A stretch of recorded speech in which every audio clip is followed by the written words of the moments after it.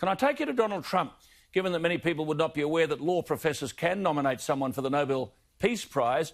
Are you and other distinguished professors, Zimmerman, Moens and James Allen, writing to nominate Donald Trump for what he's done in the quest for world peace?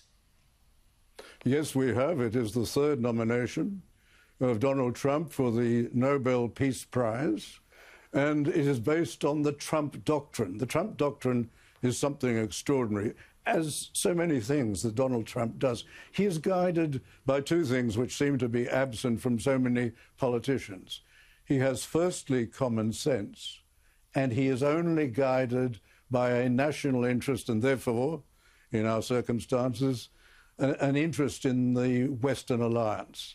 And what he has done with the Trump Doctrine is that he has decided that he would no longer have America involved in endless wars which achieve nothing but the killing of thousands of young Americans and enormous debts imposed on America, and nothing solved in the countries in which it is carried on. So he's reducing America's tendency to get involved in any and every war. And then, of course, the peace deal. Yeah, the peace deal between Israel and the United Arab Emirates, 9 other Middle Eastern countries. I mean, if any other president did this, the whole world would be barking Nobel Prize.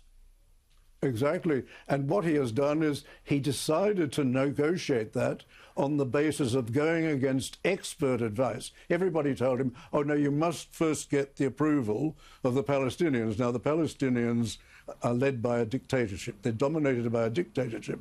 They'll never agree to anything. When Yasser Arafat was given almost the world by Bill Clinton, he's found some reason not to accept it. They don't want peace, not the leadership. The people certainly want peace, of course they do. But what Trump did was he went ahead and negotiated against all advice, but he did it with common sense. He negotiated directly with the Arab states concerned and Israel and brought them together, and these states are lining up, Arab and Middle Eastern, to join that network of peace which will dominate the Middle East. He's also been the first American president to work out how to make America energy independent of the Middle East. So he's not dependent anymore. America's not dependent anymore on Middle Eastern oil as all previous administrations were. But he's been able to go ahead with this. He's calmed tensions in relation to Korea. He's withdrawn from the ridiculous agreement that Obama made, which allowed the mullahs to obtain an enormous amount of money from America, including money flowed in cash to Tehran from the United States, which they invested in terrorism and which allowed them to develop nuclear weapons. He's withdrawn completely from that. He is really producing peace in the world in a way which none of his predecessors did. Great and he stuff. fully deserves the Nobel Peace Prize. Good on you. Wonderful stuff. And, of course, you omitted to mention there he sensibly withdrew from that ludicrous Paris Agreement. Oh, yes. Yes. No, he's the only Western leader who's decided that he will not ruin his country by signing up and complying with the Paris Agreement, which is ridiculous.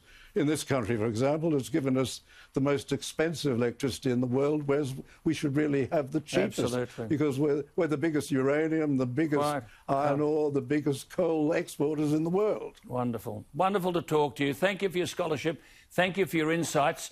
We'll now follow as to whether Linda Dessau, the Governor of Victoria, does go by what you say, to exercise her reserve powers and withhold assent from some of that ridiculous legislation. Good to talk to you, Professor Flint. Very grateful for your time.